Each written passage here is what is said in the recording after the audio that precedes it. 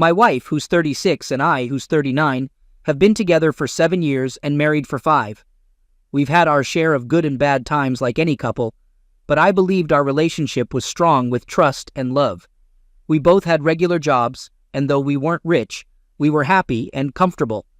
About a year ago, my wife, let's call her Anna, got really interested in personal finance. She started reading books, watching YouTube videos, and going to seminars on the topic. I supported her new interest, thinking it was great that she wanted to improve our finances for a better future. Honestly, I don't know much about finance. Besides basic things like mutual funds, I'm pretty clueless about investing. I only have a superficial understanding and don't invest much except in mandatory tax-saving schemes. Coming from a marketing background, I have limited exposure to finance, so I usually rely on tax consultants like most people do. With the rise of finance influencers on social media, Anna got into learning about it too. She wanted to understand the stock market and cryptocurrency. While I get the stock market, crypto is way beyond my understanding. I did join Anna for a few virtual seminars at first, but the concept seemed alien to me. Things were fine until she started spending more time with a wealthy investor she met at one of these seminars, whom she called D. D was supposedly mentoring her on investing and wealth building. The mentoring concept is becoming more common in America, with everyone claiming to be a mentor. She also stopped contributing money to household expenses, saying she was investing in our future. I trusted her and managed all the household bills on my own. I didn't pay much attention, but as weeks turned into months, their relationship raised serious concerns. Anna spent a lot of time with D, even late into the night. She justified it by saying she had a day job and evening was the only time for her passion. When I expressed my concerns, she got defensive and belittled me for not understanding investments. She mocked me, saying she'd make us rich and I'd regret not supporting her. I tried not to interfere, but when the red flags became obvious, I had to be alert. She also started dressing provocatively, but I didn't bring it up since I'd never commented on her clothes before. However, she neglected our relationship, so I confronted her. As usual, she brushed off my concerns, saying she was securing our future, and I should be supportive, not judgmental. Gradually, I became distant because I felt like I was carrying the relationship alone. I thought she'd notice, but she was too busy learning about investments, and we became more like housemates. We rarely spoke unless it was important, even though we lived in the same house. After her day job, she went out for seminars or mentorship classes. One evening, I walked past the seminar hall where Anna's mentor, D, used to teach a finance class. Something prompted me to go inside and see what was happening. Upon entering, I noticed a different event taking place. I inquired with the security staff about D's company seminars and their frequency.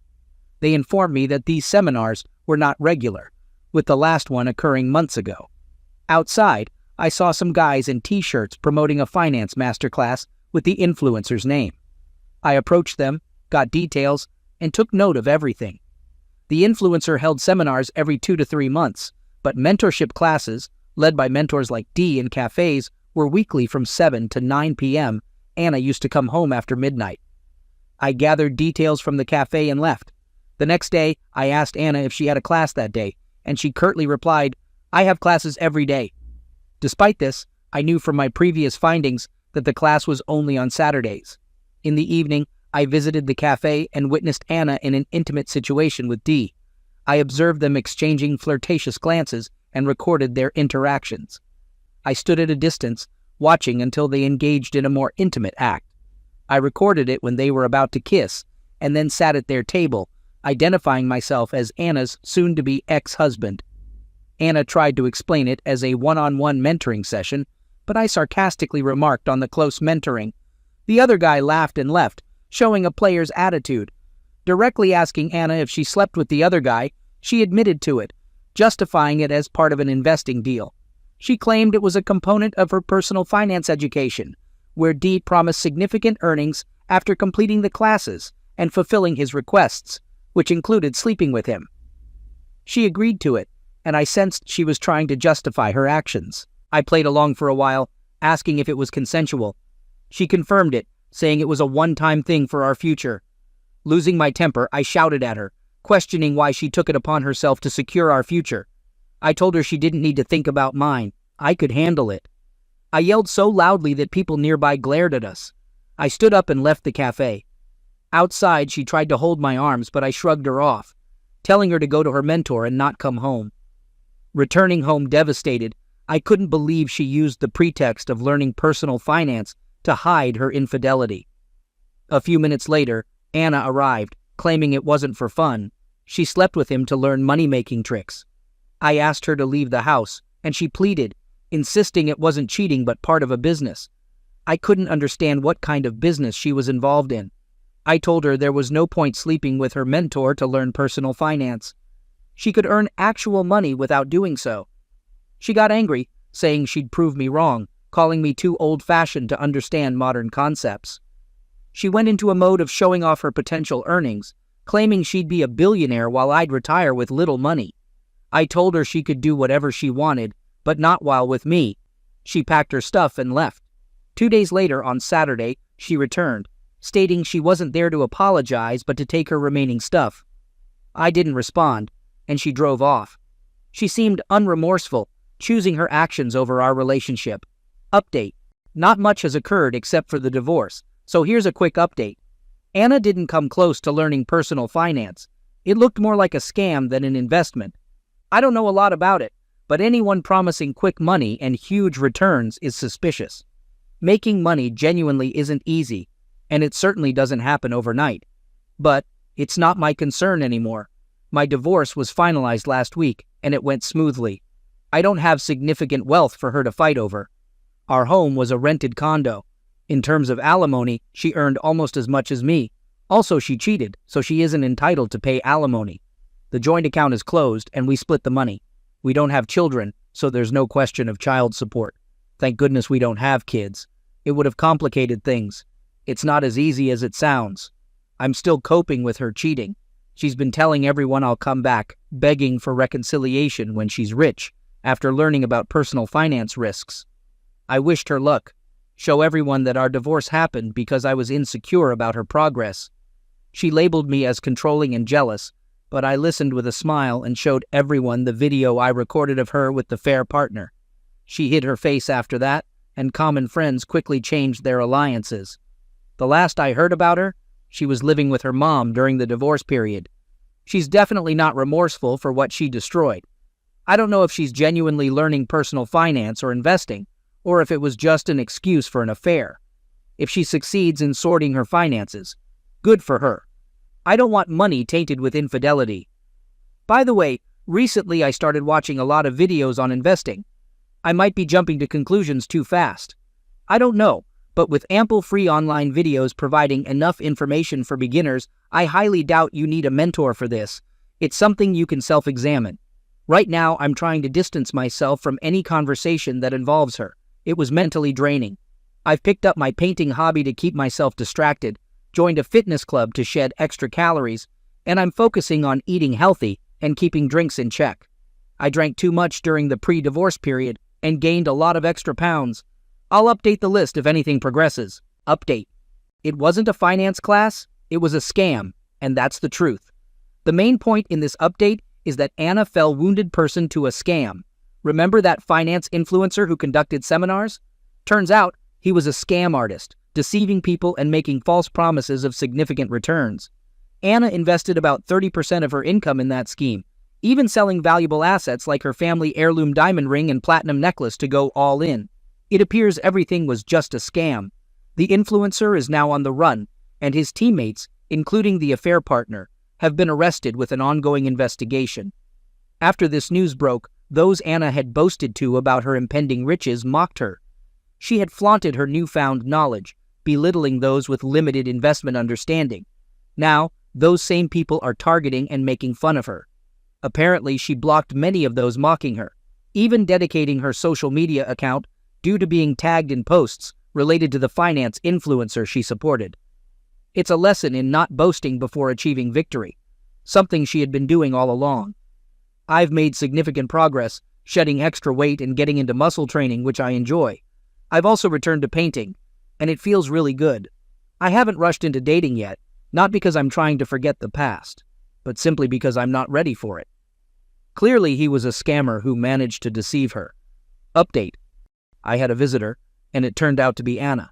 She looked really sad and told me she had fallen for a scam. A business partner and his boss, who was into fraud, had cheated a lot of people, including her, and ran off with their money to another country. I asked if the partner got caught, but she said no. The partner and a few other mentors were close to the fraud boss and managed to escape at the right time, leaving the rest of the team behind. I asked if she came to me because her partner ran away, but she said no. She claimed she loved me and wanted to talk. I reminded her that we were already divorced, so there was no point in talking. She said karma punished her. She lost a lot of money and respect, and people were mocking her. She pointed out that I came out fine from the situation and asked what more I wanted. I told her I wanted peace, her out of my life, and at that moment, out of my house. She then suggested that now that she and Dee had nothing between them, we could get back together. I disagreed, saying Dee wouldn't have taken her because he had many women like her learning money-making tricks. She pleaded for reconciliation, saying she wasn't emotionally involved with her partner and got carried away by the idea of getting rich quickly. I made it clear that getting back together was not an option. I had moved on, and her pleading didn't affect me. If she had pleaded when her affair was exposed, I might have considered forgiveness, but seeing her true colors changed that. She came back to me only after losing everything, still mocking me as she left the house. During the divorce, she showed no remorse. Now, when she lost everything, she came to me. Unbelievable. I told her to leave because I had to go to my fitness class. She commented on my appearance, asking if I was dating someone. I said it was none of her business. She started crying, saying I was rude. I told her she should thank me for being civil and listening to her. After what she did, she shouldn't be allowed in my house. Despite that, I remained polite and entertained her. She held my hands and kept apologizing. I told her crying and begging meant nothing to me now. I used to love her, but I've moved on. She left after I became cold toward her pleas. A few days later, her mother called, asking to meet urgently. I agreed, and over coffee the next day, she apologized for Anna. I hugged her and said it wasn't her fault. She didn't need to say sorry. Unlike Anna, she had always been sweet to me, even during the divorce, and didn't speak badly about me. She asked me if I could get back together with Anna because she felt Anna was really sorry for what she did. She explained that Anna was constantly crying and falling into depression. She was worried that Anna might even become suicidal because she lost all her savings, part of her monthly salary, and some valuable jewelry pieces, which I had mentioned before. I didn't know Anna had lost her savings. Anna was always saving, and I'm sure she had at least $100,000. Losing such a large amount of money can affect anyone's mental health. I questioned how getting back together would help Anna deal with the depression from losing money. She said that Anna truly loved me, and even in her lowest moments, having me in her life could bring her some happiness. To be honest, I did feel sorry for Anna. I even briefly considered getting back together, but that feeling didn't last long. I quickly returned to my decision not to take her back. I told her I couldn't do it. I didn't love her anymore.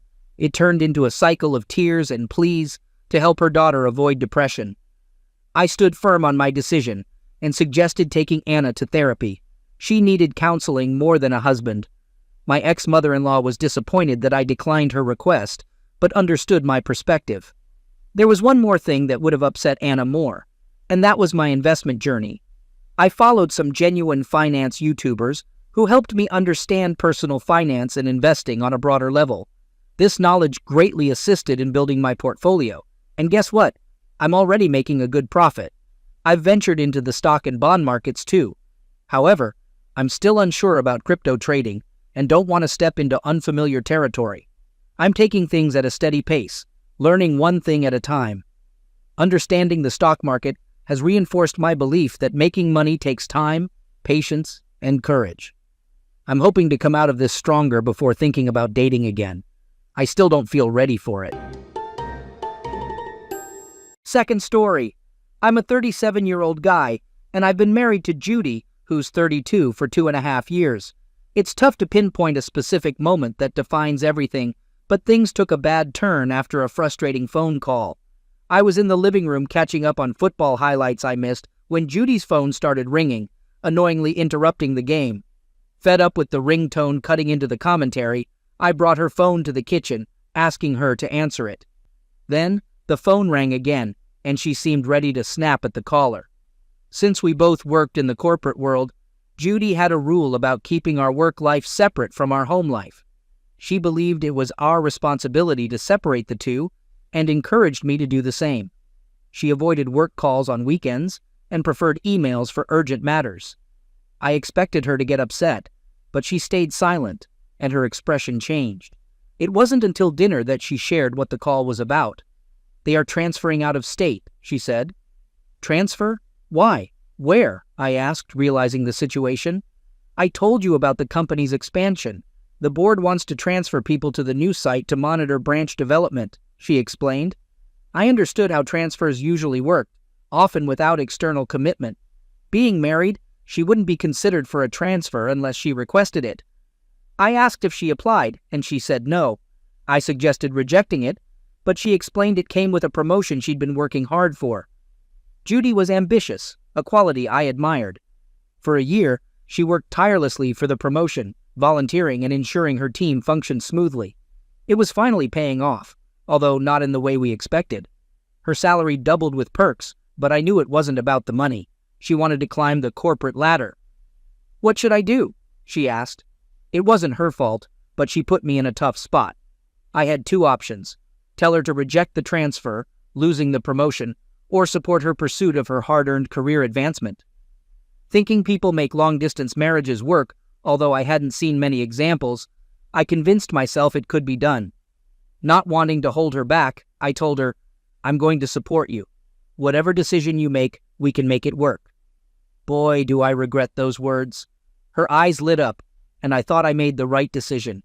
I convinced myself it would work, remembering friends who traveled for business and sustained their marriages.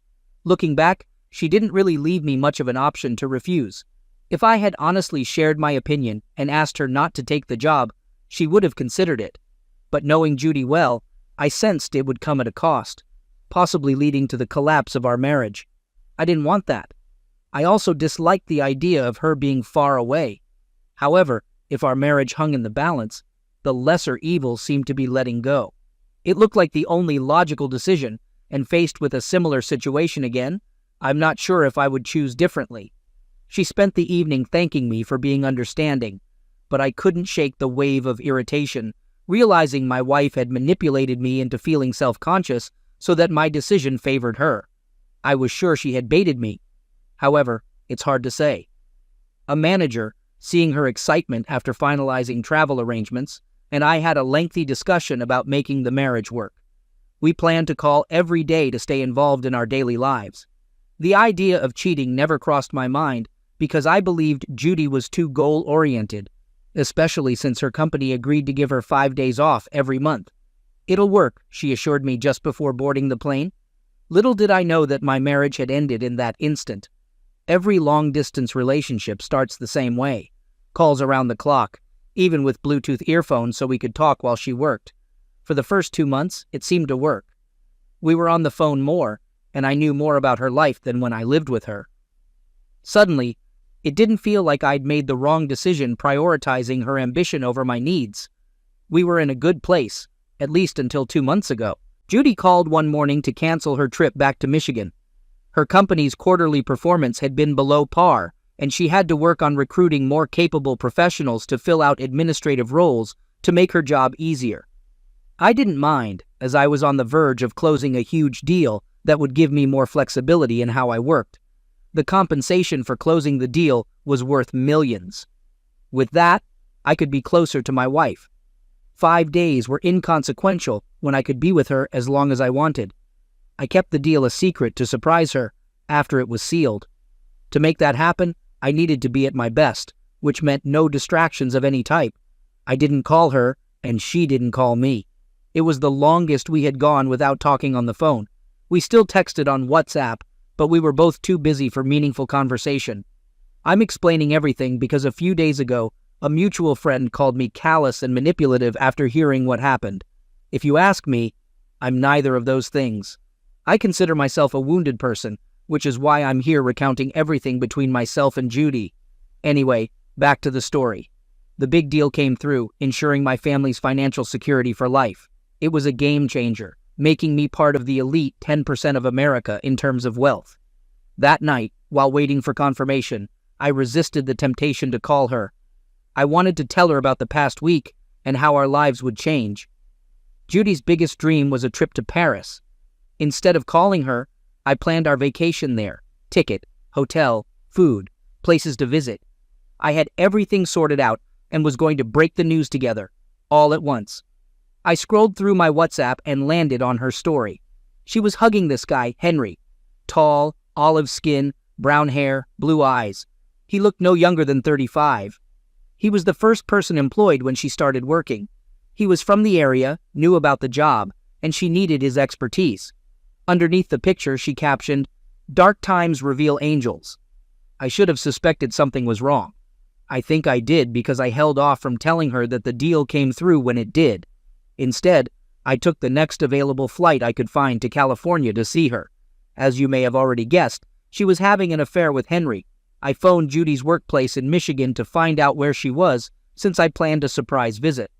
Luckily, the receptionist who answered was a mutual friend, so convincing her not to tell Judy was easy. Throughout the flight, I imagined scenarios of how Judy might react. After sharing news of the deal, I went straight to her branch from the airport, hoping to have dinner with her to break the news. However, I learned she hadn't reported to work that day, so I had to Uber myself to the given address. I wondered why the branch receptionist was surprised to find that Judy was married, but I didn't press, since I knew Judy liked to keep her life private. After climbing 4 flights of stairs, I arrived at her door with a bouquet of flowers behind my back. Right before knocking, I heard Judy moan, "Keep going, keep going." It made me sick. Just 5.5 months away and she cheated. Rage surged, but I tried to stay composed.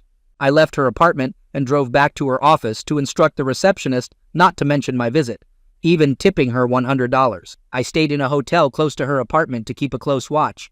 Over the week, I discreetly followed her with a rental car, and she didn't suspect a thing. She moved between work, yoga, and her apartment, making it easy to track her.